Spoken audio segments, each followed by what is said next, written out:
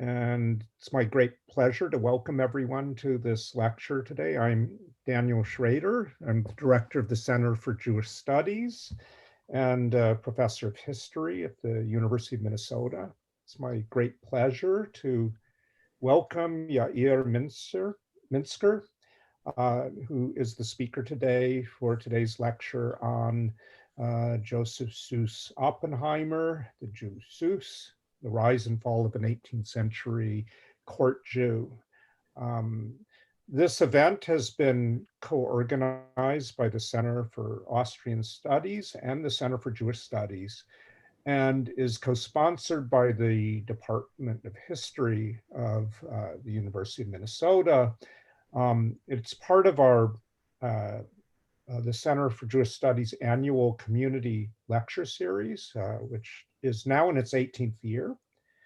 We're very proud about our being able to bring cutting edge research and speakers to the public. In the past, the program has been held at off-campus or local community organizations. Our online program this year has been a new adventure for us, I must say. And we are really excited to see that many new people have joined us so far for our talks. We're very grateful for our frequent Twin Cities community hosts who this fall have graciously agreed to be our virtual co-hosts of the lectures.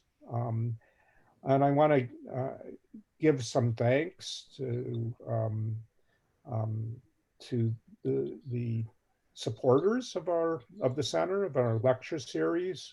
We were generously supported by a gift in memory of Julia Kay and Harold Segal, and many other supporters of the center.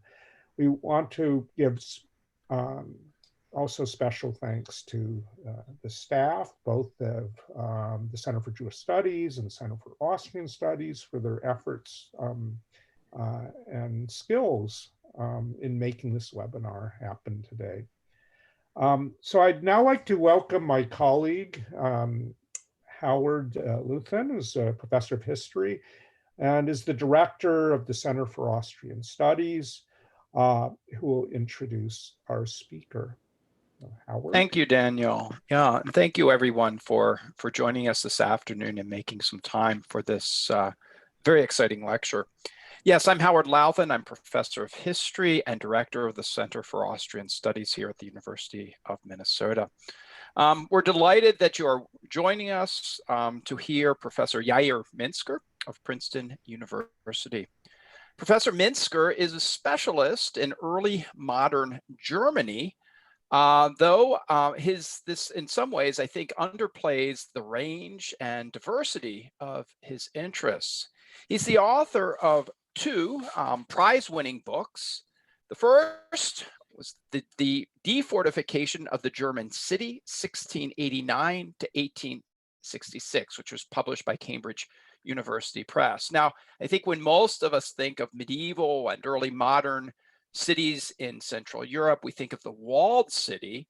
But what happens when the walls come down? How do notions of cities change? How do we go from the medieval city, the early modern city, to the modern city? And this was the subject that Professor Mintzker investigated in this first book. The book, as a dissertation, won the Fritz Stern Prize, which is the best prize in German history in the year 2010. But then, in book form, it went on to win the American Urban History Book Prize.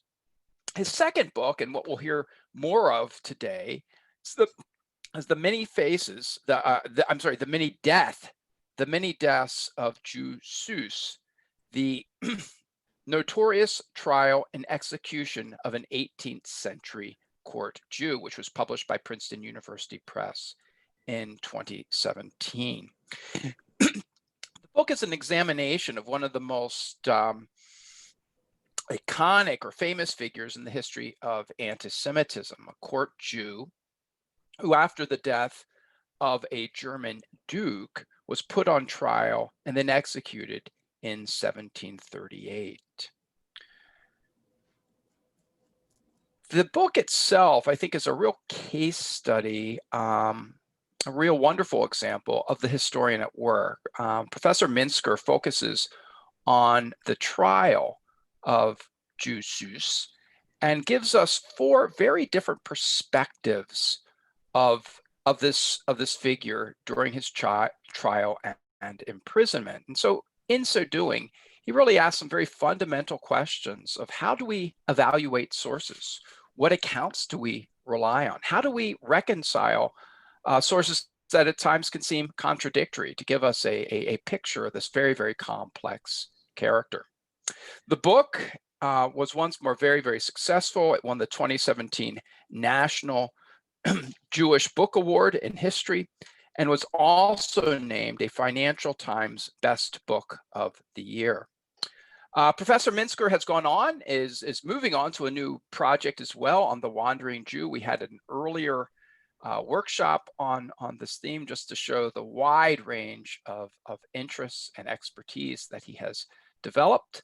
But today he's going to revisit that project for us, the second project on Jew Süss. And with no further ado, let me turn the floor over to Professor Mintzker, who will be talking about the rise and fall of an 18th century court Jew. Thank you very much, Howard.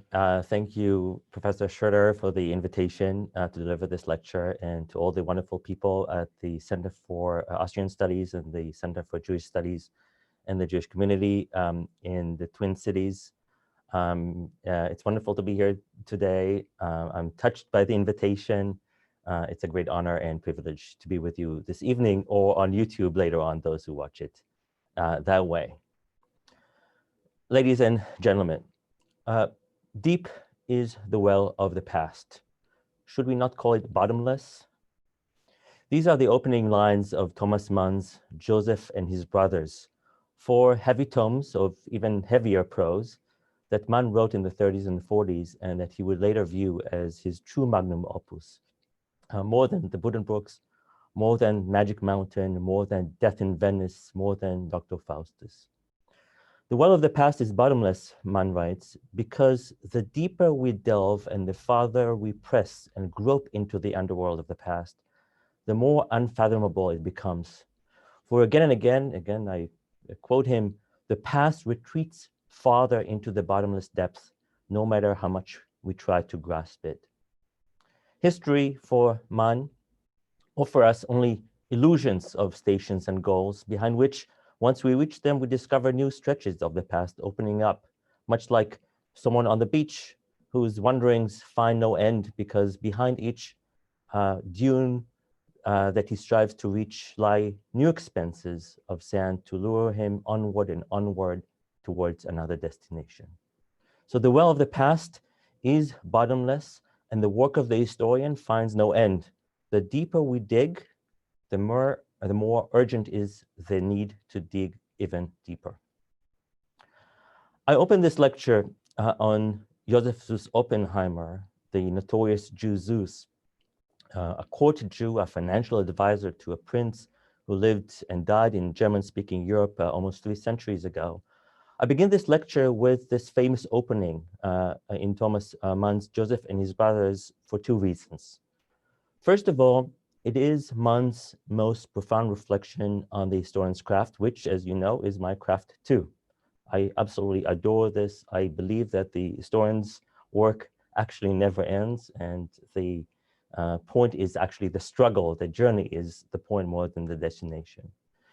And I open with these famous lines, secondly, because the story of the biblical Joseph, the topic of this magnum opus by Thomas Mann, the story we all remember of this ancient interpreter of dreams who is sold by his brothers to Egypt, becomes Pharaoh's right-hand man, if you will, the first court Jew on record, and finally confronts his brothers when they come down to Egypt, well, this very famous story will come back to provide us with one of the keys to understanding what happened to Joseph Süss Oppenheimer almost 3 centuries ago.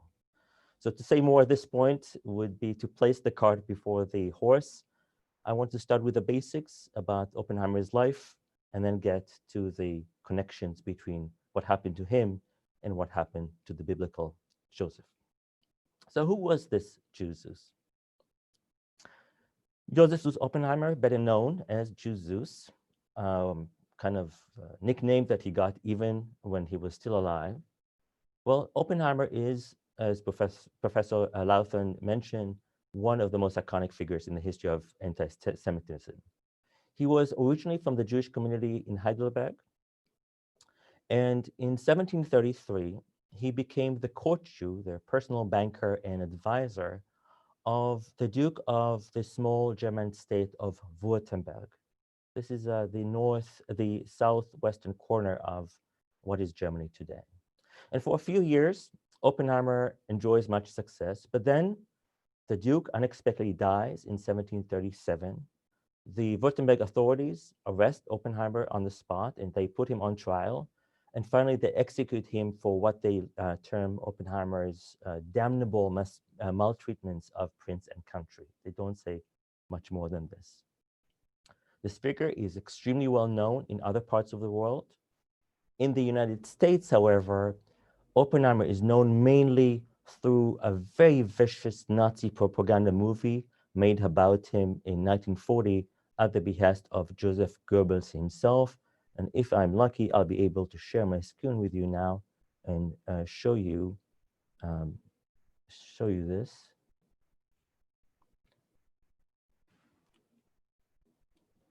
This is Württemberg. This is the place where everything happens, with the capital of Stuttgart.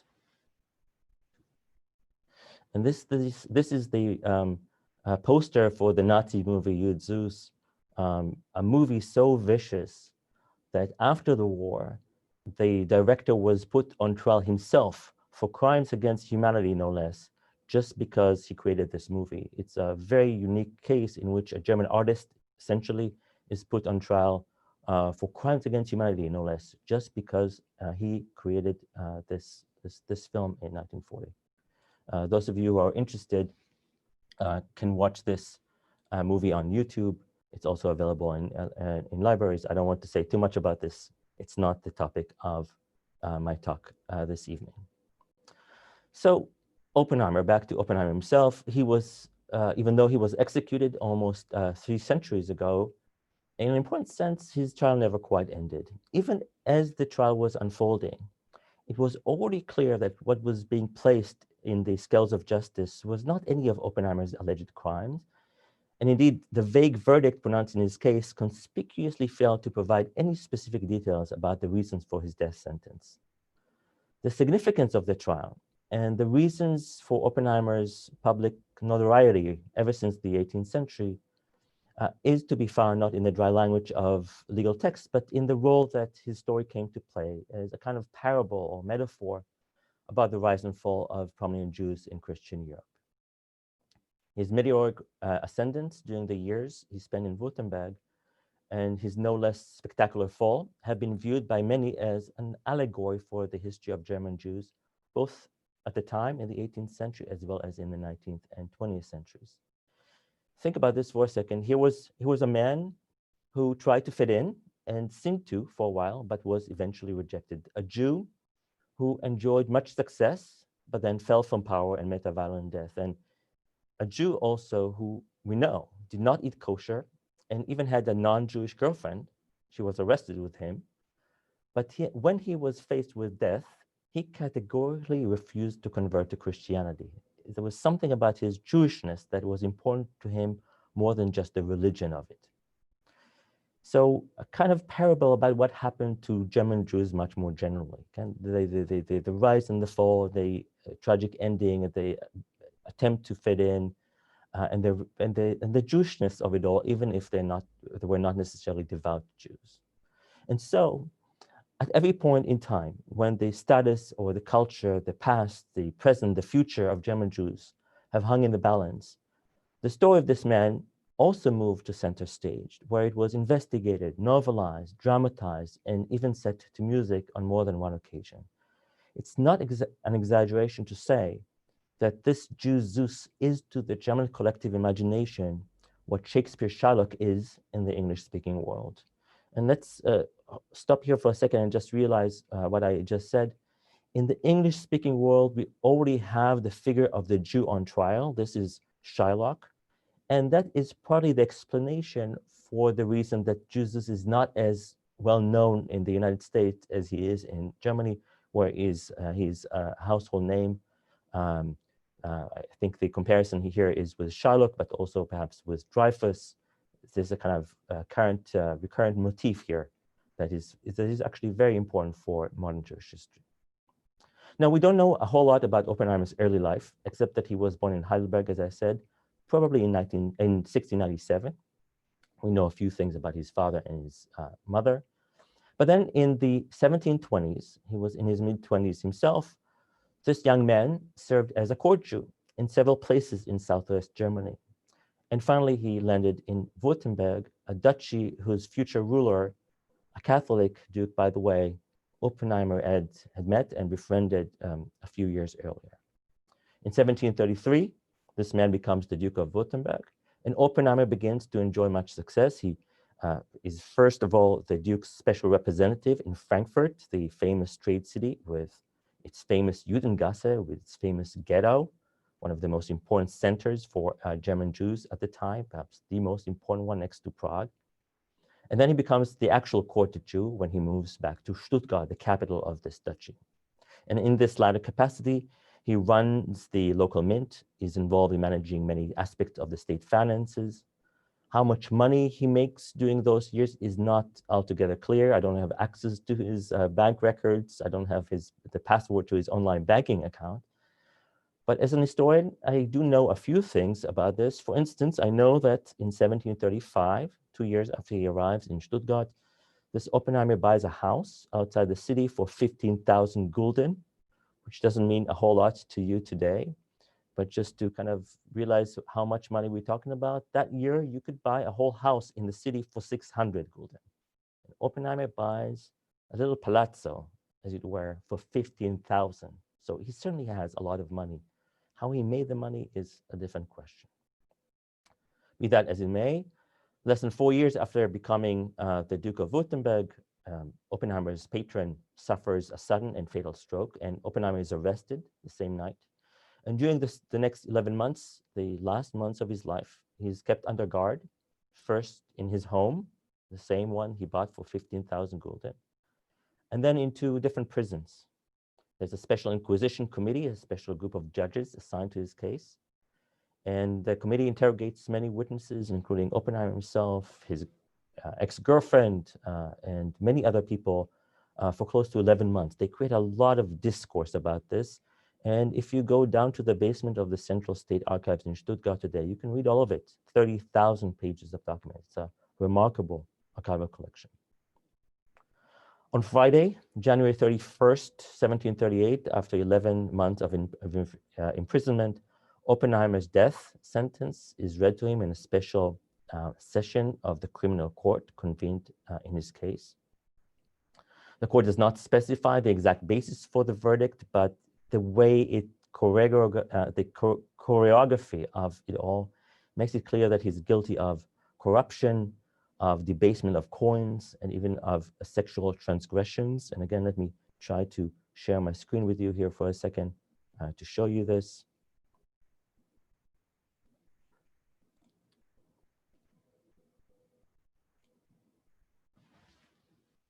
This is Oppenheimer, the upper picture of him in the prison cell. People came to visit him. We'll meet someone who did this in a few minutes.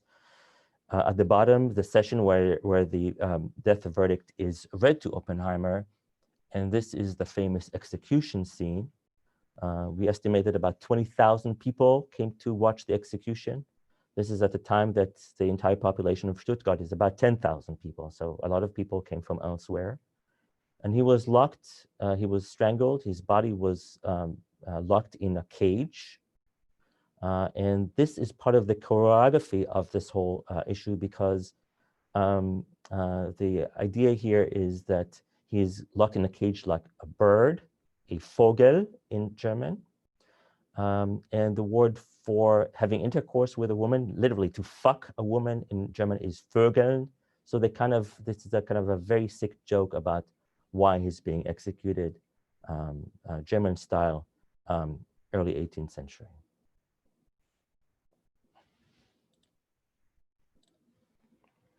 After the trial was over and Oppenheimer was dead, and over the years, a lot has been written about him. You have major treatments of the case by many historians. Zimmermann, Elvenpork, Selma Stern, an important Jewish historian who wrote about him in the 1920s, and more recently by a good friend of mine, Helmut Hasis. There are, no less importantly, incredibly influential works of fiction about Jew Süss, including a novella by Wilhelm Hauff, a seminal novel by Leon Feuchtwanger. Anyone who's interested in the story needs to read perhaps the novel first, 1925, 2 movies, an opera, plays, you name it. I'd like to say one last thing before I delve more deeply into the well of this particular past, as it were. Now, as opposed to what you might think, Oppenheimer's story isn't the story of a classic blood libel. In fact, all the classic components of a blood libel case are absent here. Oppenheimer was not accused of murder. There's no issue of host desecration here. There's no use of blood for Passover, matzahs, and anything like this. The story is more complicated than it seems. It's not just the Jew as a victim. It's complicated both in terms of what Oppenheimer did or did not do, and also complicated in terms of how this story had been used over the years.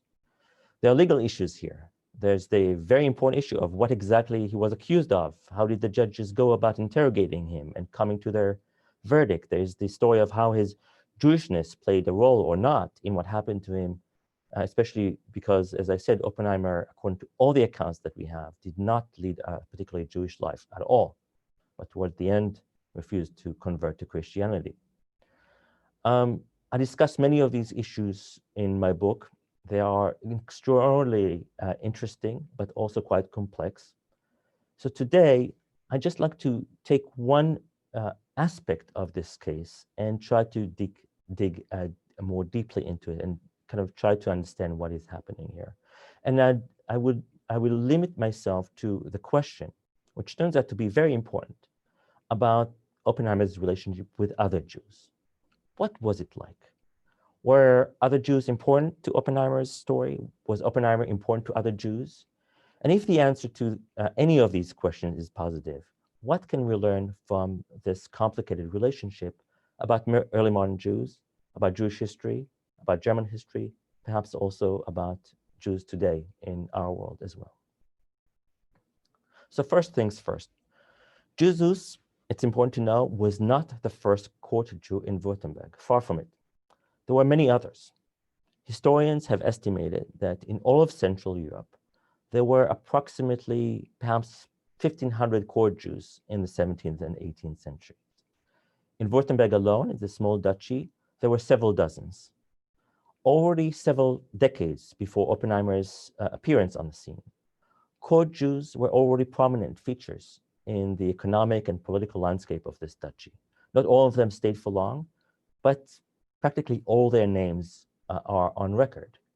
There was a Hirsch Levy, there was a Chaim Strasburger, there was a David Ullmann, there was an Elias Hayum, and there was a man named Mordechai Schloss, who is going to play a very important role in what I'm about to tell you, so try to keep this name in mind.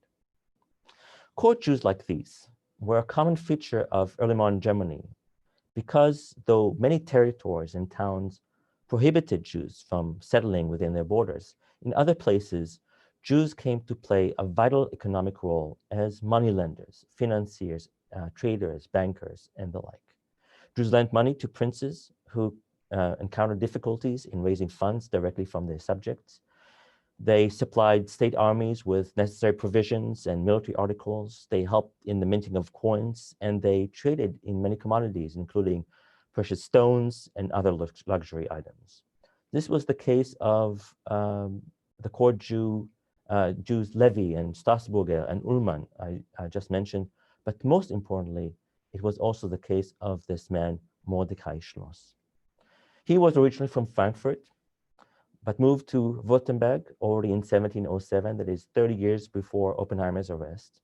He already married a Frankfurt girl before he moved, but it was in Württemberg that his 3 sons and 2 daughters were born. We know their names. There was a Moshe, there was a Leib, there was a Nate, there were 2 girls, Jule and Judele.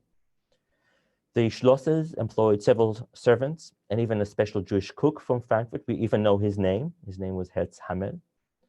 And he had quite a bit of money because he repeatedly received privileges, letters of privilege from the Duke of Württemberg. So for instance, in one such letter from 1714, Schloss receives, together with associates and servants, the permission to trade, negotiate, exchange, buy, sell, or otherwise contract all wares and jewels of whatever kind with any member of the court, always free of customs, tolls, daily fees, and other impositions of whatever name. And you hear here this typical Baroque, language that is part of the world in which Jew Süss and other court Jews in Württemberg inhabit. The Duke's accounting books record how Schloss used such privileges to provide his patron with various items: kennel wax, napkins, parts of military uniform, porcelain, damask tablecloths, expensive furniture and jewelry, and much more. The amount of money exchanged ranges from a few guldens for one item in 1717 to over 5,000 gulden for furniture in 1732. 5,000 gulden, remember, we're talking about a time period where you can buy a whole house in Stuttgart for 600. Now, an important point, so I ask you to pay special attention. A prominent court Jew like Mordecai Schloss was bound to make enemies. His religion was one source of resentment against him, but it was very far from being the only one. Some in Württemberg disliked Schloss as a person. Others objected to his special relationship with the Duke, and yet others, including many Jews, simply envied Schloss's commercial success and tried their very best to outbid him for lucrative contracts at court. So some of his rivals were non-Jews. So for instance, in 1723, local merchants file a complaint against Schloss and his associates, and they write to the Duke, "The free commerce of the Jews bring us to the brink of complete ruination. Ever since Schloss came to Württemberg, his commerce benefited tremendously this Jew," this is how they write, "and his many associates, but at the same time prevent others, including us, from earning our daily bread and cause much harm to the Duke's financial interests." A few years later, they continue this kind of litany. "The commerce of this Jew, Schloss, causes us immense suffering, so that in the future, without ducal interference, we shall not be able to either earn our basic sustenance or stem the tide of the ever-increasing protestation of the general population against the Jews." And then it's worth pausing here for a second and realizing what they're saying. The fact that Schloss is so successful means that we, the merchant, the Christian merchant, cannot provide for our families. And if you, the Duke, if you don't intervene, we will not be able to stop others from attacking Schloss. I mean, this is a mafia-like threat against the Duke and his protege, the court Jew, Mordecai Schloss. And all of this is very important, but it's still only half the story, because according to the sources we have, according to those 30,000 pages of documents in the basement of the State Archive in Stuttgart and many other documents elsewhere, the real tensions that influenced Schloss's life in Stuttgart were not primarily between Jews and non-Jews, but actually between the Jews and themselves. They were rivals, and they constantly tried to undermine each other's position at court.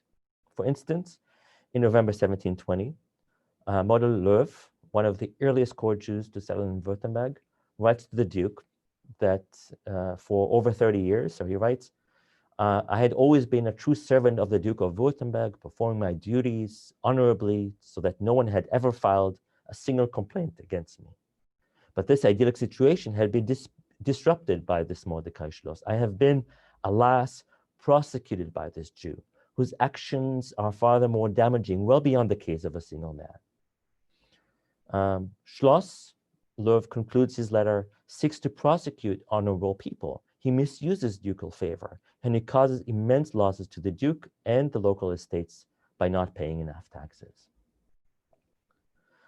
Court records are full of such instances. Jews were accusing each other of stealing from the Duke, manipulating prices, embezzling funds, and even sleeping with their non-Jewish servants. Schloss himself did this to others, and often it was also done unto him. At one point, he was even incarcerated together with his son Moshe for several weeks because of an accusation by another court Jew. And in another case, he made sure that another court Jew, a competitor of his, would spend 6 whole years in prison because of their competition.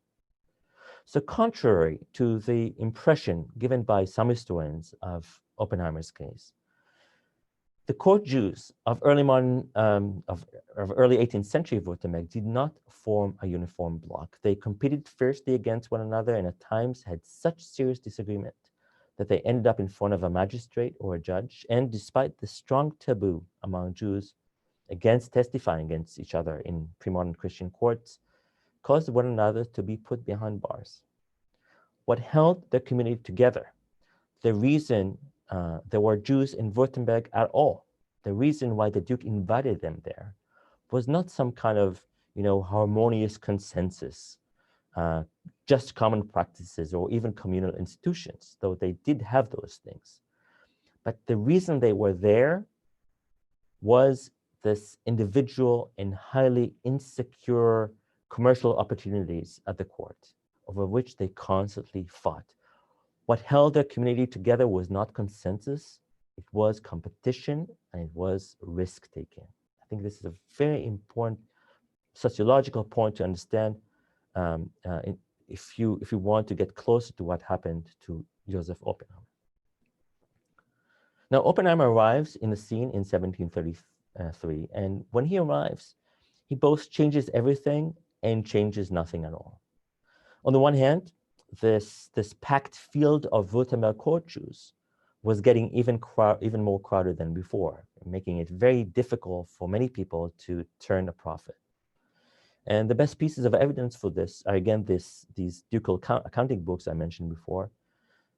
Before 1733, before Oppenheimer comes, the books mention Schloss as the most important court Jew at the time.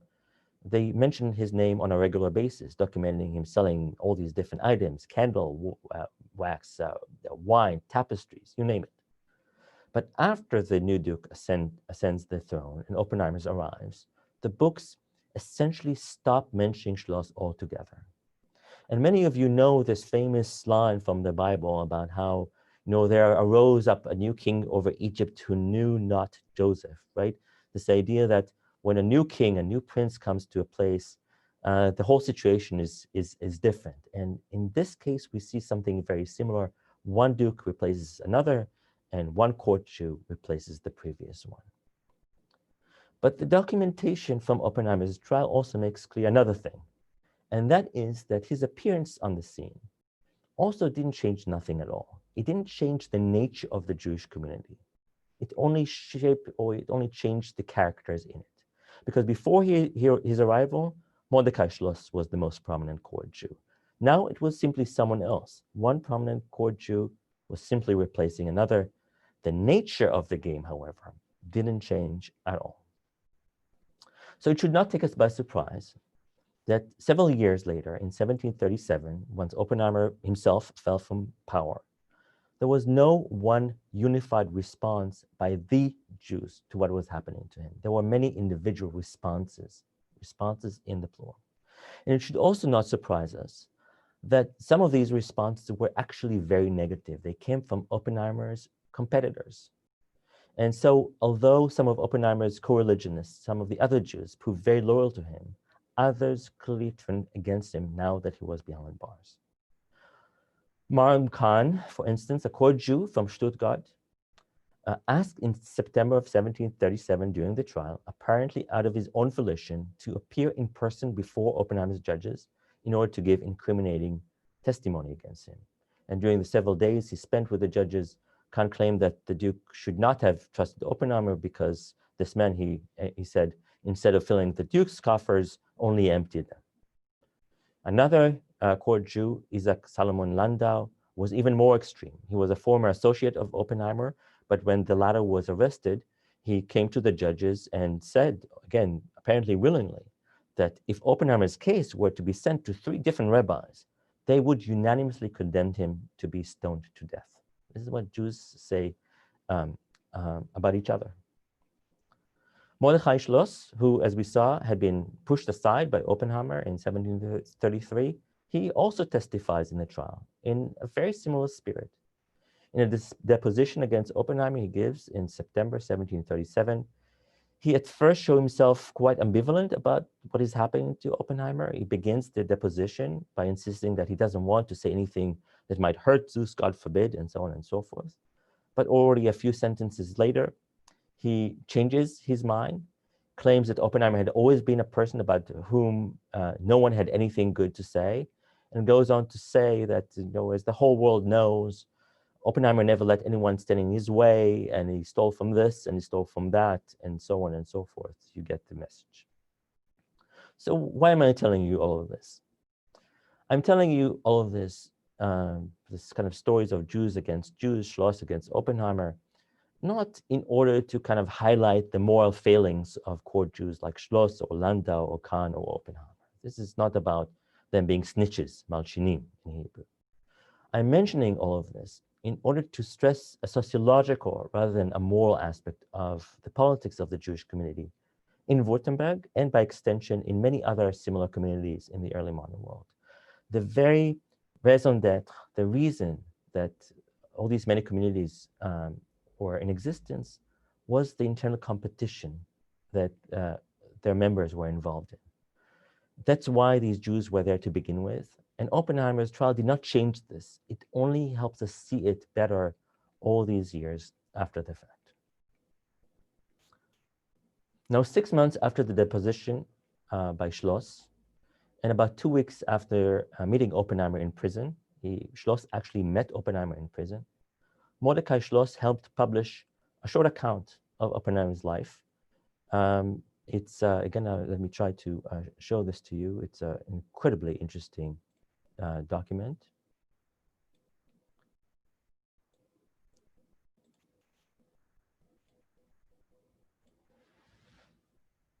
This is one of the earliest court Jews in Württemberg. And this is the pamphlet that Schloss publishes apparently a week or 2 after the execution. It was discovered during the research for this book. It's relatively short. It's written in a combination of Hebrew and Yiddish. And so for the first time, really, through this pamphlet, we have an attempt to tell the story of Süss's death through the perspective of the Jews themselves and not through other sources. And it's a remarkable document. I speak about this in length in the book, those who are interested.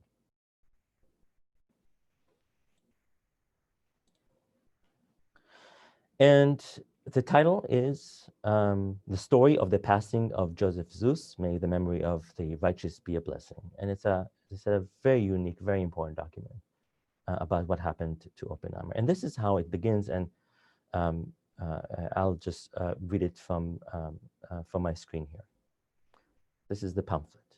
Be it known that there was once a man in Stuttgart in the state of Württemberg who became ever greater in the stubbornness of his heart, in his pride, in his wealth, and his wisdom. And he was called Joseph Süss. This Süss rose in importance with each passing day. And one day, his master, the Duke, passed away. And that very night, Süss was arrested by dint of royal edict, was chained by bonds of iron, and was placed for a duration of 11 months in prison. The life story of Süss is known far and wide, as are his actions against the Almighty God and against human beings. But because the time of his judgment had arrived and the time of his departure from this world, we must first of all public announce his name to the whole world and ask that his name be read out in every Jewish community, the martyr, the righteous Joseph Süss, Oppenheim of blessed memory, whose soul departed in sanctification of the Lord's name, may his soul rest in paradise with all the other righteous individuals and repentance forever and ever. Amen and amen.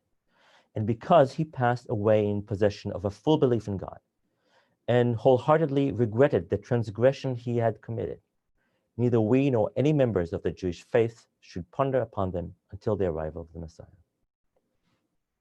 Now pay attention to what is happening here. Schloss, the author of this, he claims here that Oppenheimer had indeed committed many transgressions against God and other human beings. He doesn't try to say that it was otherwise.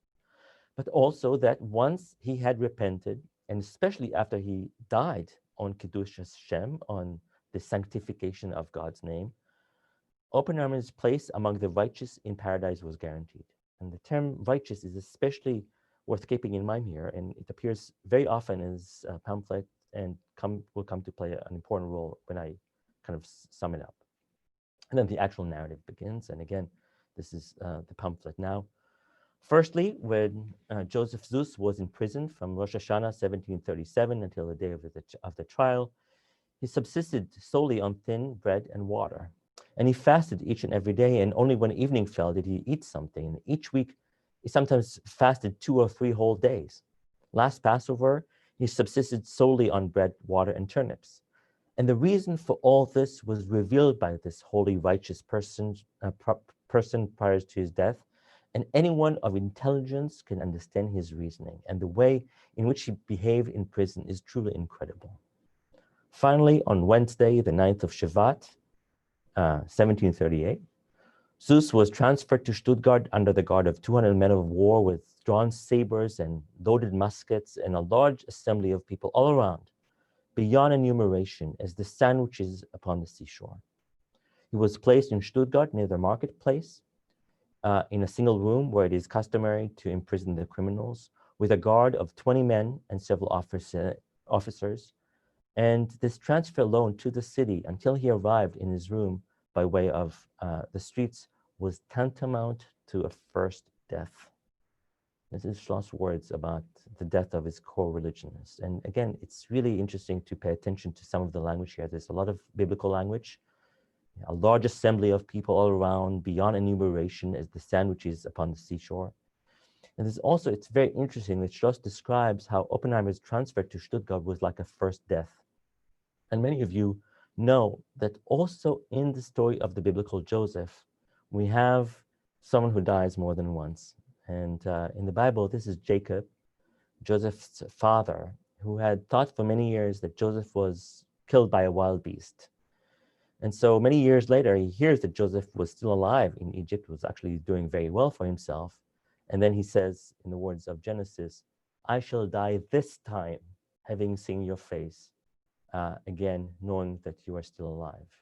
And Rashi, the greatest interpreter of the Bible, says, what does it mean to say, "I die this time"? It means that Jacob had died once already when he heard that his beloved son Joseph was killed by a wild beast.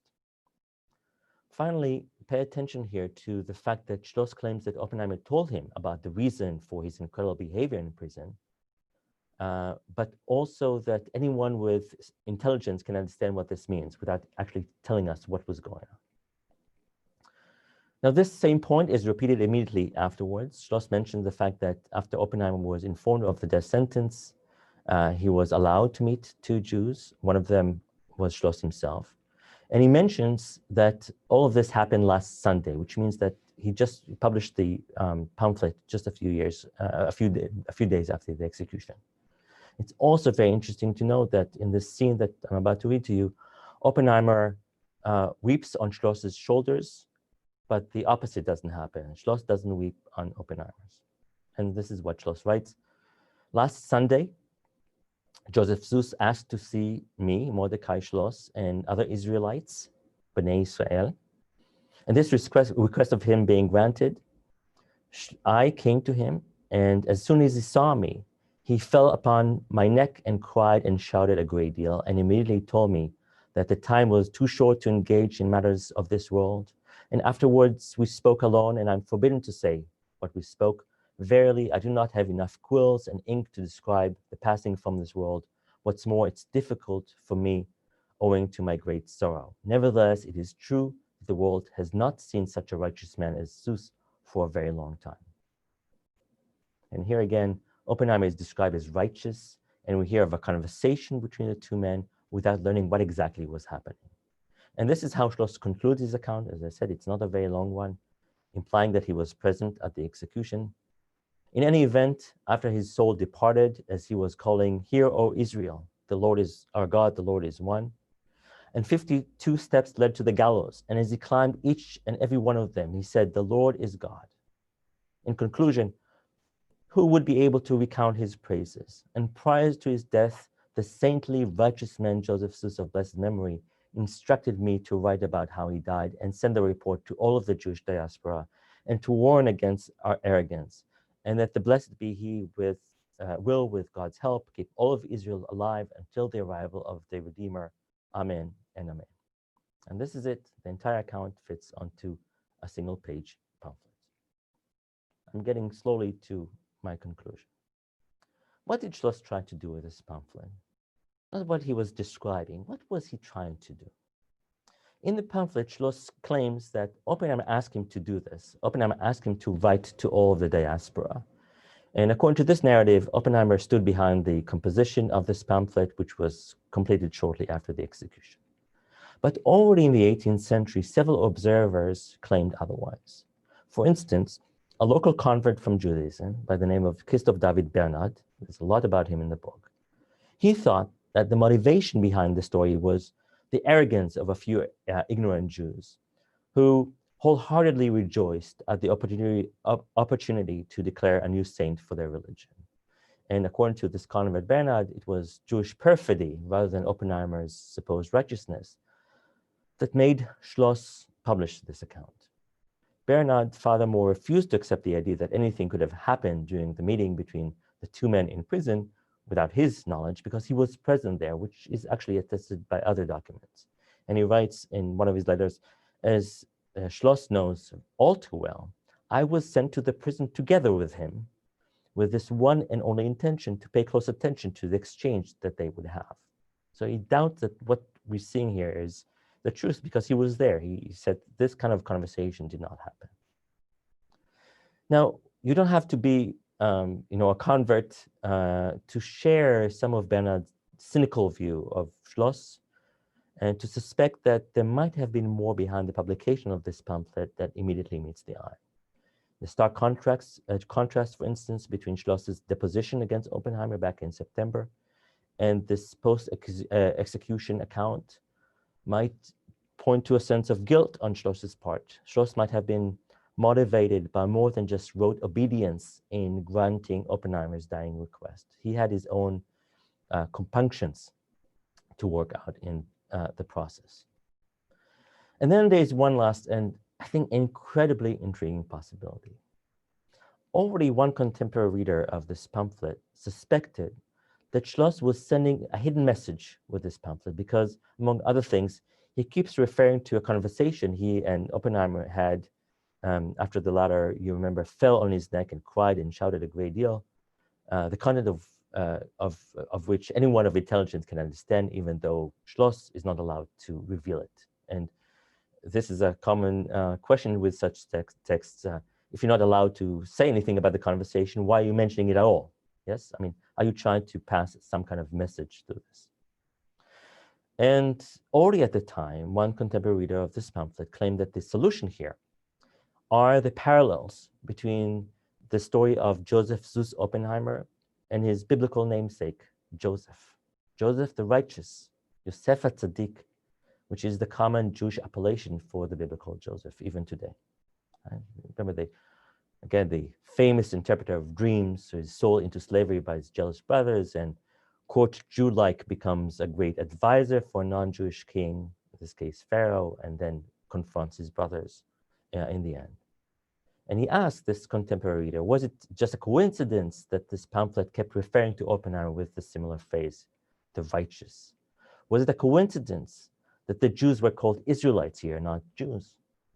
And why is the scene in which Oppenheimer falls on the neck of Schloss so similar to the final encounter between Joseph and his brothers in the book of Genesis? where exactly the same thing happened. But if there is such a parallel, what exactly does it signify? What is the signification of, what is the significance of the parallel between these two Joseph stories? Now, in the pamphlet he published just a few days, perhaps a week after the execution, Schloss does not enumerate Oppenheimer's transgressions against the Almighty God and against other human beings. This is what he says in the pamphlet. And he furthermore insists that not any member of the Jewish faith should ponder upon these transgressions until the arrival of the Messiah. If you read the pamphlet in this light, it is about a kind of final forgiveness. It's about leaving the factual accuracy of Oppenheimer's past aside. What he did or did not do in life is now irrelevant, now that he's dead. And in the Jewish tradition, the story of the biblical Joseph has often been interpreted through exactly the same lens. In the Bible, you remember much happens after Joseph recognizes his brothers in Egypt, but eventually he forgives them for having betrayed him. And when he finally decides to reveal his identity to them, he first goes to a room, right? The same people who sold him to slavery, now he sees them. They don't recognize him yet. But when he wants to reveal his identity, he first goes to a room in the palace and weeps bitterly by himself. Then he goes outside, reveals his identity to his brothers, and falls and weeps on the neck of his younger brother, Benjamin, who was still very young when Joseph was sold into slavery. And finally, he kisses all the other brothers and weeps over their necks too. And significantly, they do not reciprocate the gesture. They do not weep on his neck in exactly the same way that Schloss described the scene in 1738. And so we are now finally in a position to clearly state what is surely a very speculative version of what passed between Schloss and Oppenheimer after the latter, in the word of the pamphlet, fell upon Schloss's neck and cried and shouted a great deal, a speculative, but I think also quite profound interpretation of this. When Joseph Süss saw Schloss and the others, he was angry with them because he knew that they had betrayed him to some extent during the trial, which we have documents that they did. And so, just like his ancient namesake, he also wept 3 times. He wept once over his own fate.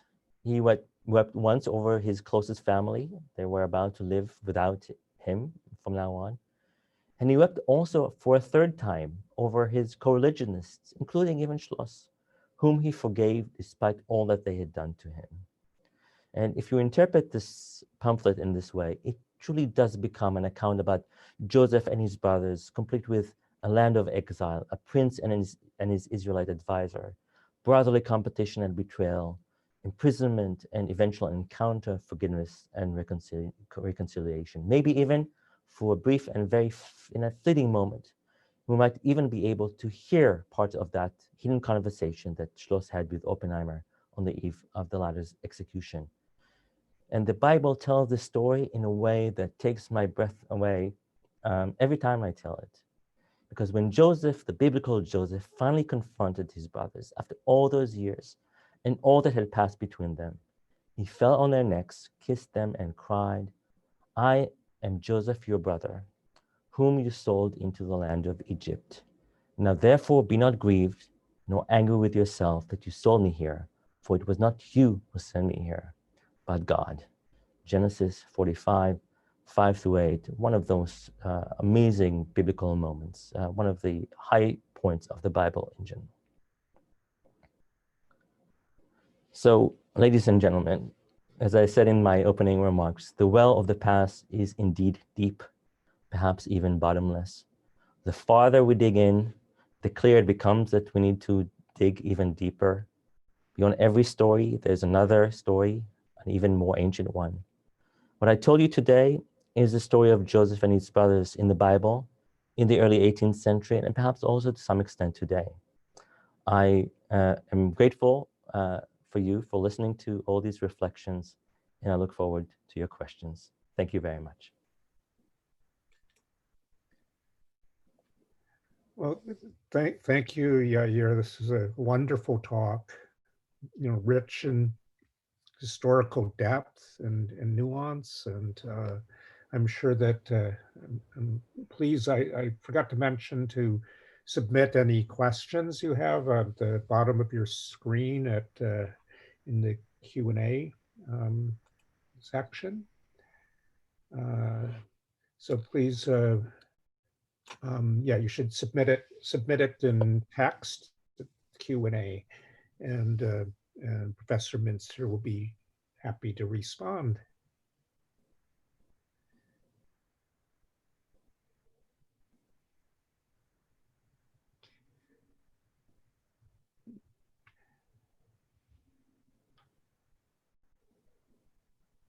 Okay, we have a question from Judy Snitzer asking, making a comment and asking, today modern businessmen wouldn't be so familiar with the story of Joseph. Do you feel confident that in the 18th century, non-religious Jews would have been familiar? Yeah, I think it's a very important question. I mean, is this part of kind of the symbolic world they inhabit? I mean, do they get the message? And the fact of the matter is that if you had any kind of Jewish education, any kind of Jewish education at all, if you just went to a cheder, if you just, learn how to read and write, you knew something of the Joseph story. This is in the Bible. It takes a big chunk of Genesis, much more than you would assume. I mean, Joseph is a major figure in Genesis in a way that few other figures are. Not only this, you perhaps know that the story of Joseph and his brothers was a very, very popular story at the time. The earliest Yiddish manuscript we have from the 13th century, it's called the Cambridge Codex, already contained a Yiddish version of this. And you also find the story enacted in plays, in Purimspiel, for instance, in the ghetto in Frankfurt. The first mentioning of a Purimspiel includes a reenactment of Joseph and his brother's story. It's a very well-known story. So I think for Jews in the 18th century in this world, the story was extremely well known. Great. So we have a couple contemporary questions. One asking about how, the modern application as we see it. And there's from Anne Abbott and from Leslie Rosenberg. Do you think that this is a fate that still can befall Jews in high financial positions who advise a government or leader? And I guess maybe I might add a question to that as well, but looking back, not only forward, but looking backwards. Of course, court Jews and in financial positions is a phenomenon in Europe and also the Muslim world in earlier periods as well. So there's certainly a kind of longevity here. Yeah. So yeah. So here's the academic speaking now. I'll wear my academic hat here more than perhaps before and say that, the court. It's best to think about the court as a sociological constellation. Courts appear in all kinds of places. I mean, we think about a court, maybe you think about Versailles or Buckingham Palace, but in fact, courts exist throughout history, and they appear when there's someone at the center. It could be a king, it could be a politician, it could be a professor, it could be a rabbi, it could be a lot of different figures who is kind of ruling not necessarily through expertise, but through kind of playing people against each other. So you see these kinds of courtly situations over and over again. And Jews might end up in those positions very easily. And again, don't get this as it's also, I guess, a comment about the current state of American politics. But when you think about the last 4 years, sociologically, it's not about the moral of it, it's a sociological observation. Then you see all the characters of a classic 17th century court. You see someone living in a castle, you see a foreign wife, you see two sons living in the long shadow of their father, you see a beautiful daughter, you see the bankers, you see the evil advisors, you even see some, I think, jesters around. So yes, these things can appear very easily. They actually do appear over and over again because they're not constrained to a specific historical period. They're actually sociological phenomena that repeat themselves ad infinitum. Okay. Well, I think we're just about out of time. So I'm sorry if I didn't get to every question. But I do think your lecture really reveals, of course, how much there is some modern resonance, and we want to all applaud Yair for such a wonderful presentation. Thank you all for attending this lecture, and wish you all a good afternoon. Thank you again, Yair. Thank This you has very been much. wonderful. Thank you.